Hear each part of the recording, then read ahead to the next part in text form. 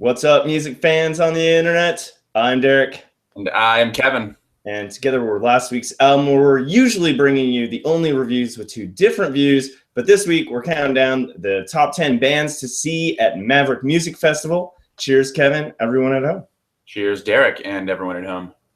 Maverick Music Festival is held in Maverick Park in downtown San Antonio. It's going to be held this year on April 8th and 9th. And this will be the fourth year of the event. Without further ado, let's start counting down the bands we're looking forward to seeing.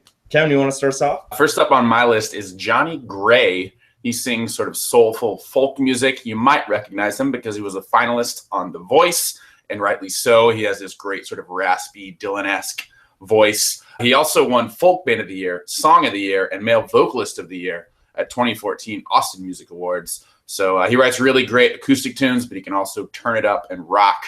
So I'm excited to see him. First on my list is San Antonio band Snowbird. They're self-described as psychedelic country punk pop. The one thing I really like about them is they use a lot of pedal steel, but they're not afraid to distort that pedal steel and just use it in a number of different directions. They've got really interesting sound, and so I'm looking forward to seeing them play live in front of their hometown and kind of get everyone excited. Yeah.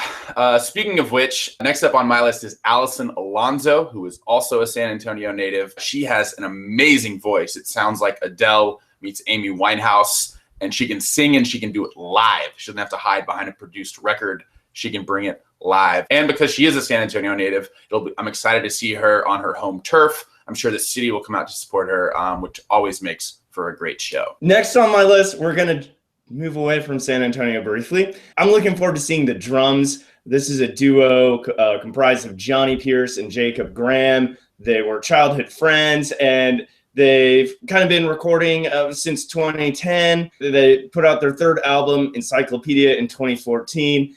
Although that came after a rough patch when managers and some band members were coming and going from the band. But the duo, Johnny and Jacob, persevered in releasing the album Encyclopedia. Really interesting sound of this like 50s pop melodies with just all sorts of indie pop sounds. At times like MGMT, but then other times more like Beach House or some of that kind of newer hazy surf rock type sound.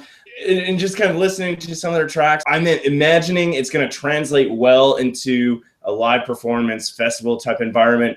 So I'm looking forward to seeing what they can do, especially the record. There's a lot of sounds, and I'm curious to see if they're going to be performing just as a duo or if they're going to have other folks involved. So I just have a lot of questions that won't be answered until I see the drums. Number one on my list is who plays the drums. There you go. I hadn't even gotten that far. Like that just raises so many questions. We will find out soon. Next on my list is an Austin-based band, Bright Light Social Hour. They make soulful psychedelic rock.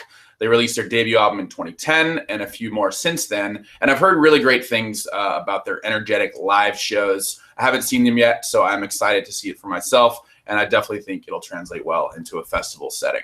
Actually, next on my list is another Austin-based band. This one being Wild Child. They're a 7-piece led by singer-songwriters Kelsey Wilson and Alexander Beggins. But the band features some really interesting instruments: violin, ukulele, cello, trumpet, drums, keyboards. I'm not sure if there's actually a guitar. The unique instrumentation and hard-on-the-sleeve lyrics I think is going to create for great sound and energy in a live environment. And I've also heard something about face painting. Yeah, I think that's part of their thing. Next up on my list is the Octopus Project. They are another Austin-based band. They make joyous party music. They've been around for over a decade and released a handful of records. They've won Best Experimental Band at South by Southwest in the past. They've also played Coachella.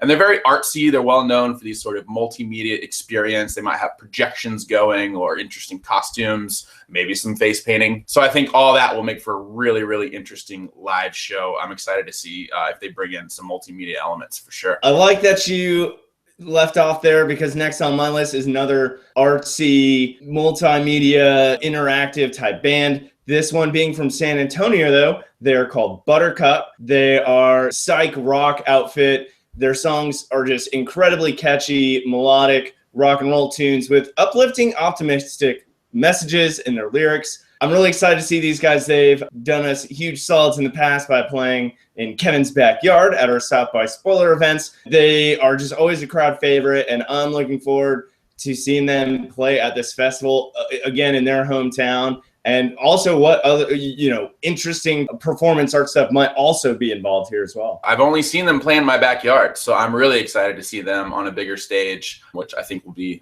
great for them. And next, last but not least on my list is Young Fathers. These are one of my all-time favorite bands of recent years. They make great albums. They do exciting live shows. Their last album, White Men Are Black Men 2, was one of my top albums of last year.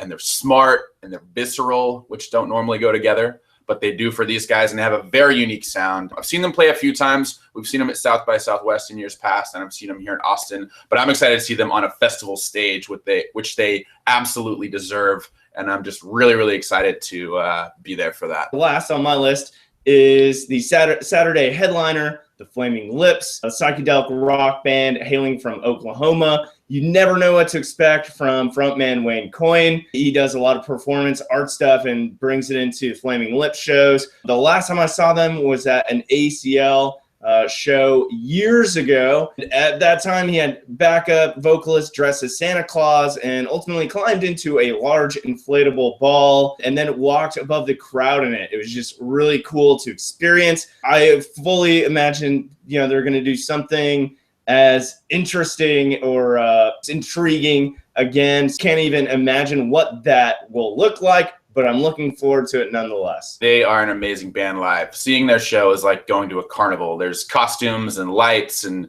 confetti cannons and everything else you can imagine. So it's a ton of fun to see these guys live. I'm excited. There's the top 10 bands to see at Maverick Fest, at least that Kevin and I are looking forward to. Don't forget to let us know who you're looking forward to seeing. And don't forget to say hey to the guys wearing the last week's album t-shirts. Thanks for joining us. Don't forget to subscribe. Shout out to the podcast. Shout out to Do210. And as always, I'm Derek. I'm Kevin. Cheers, guys.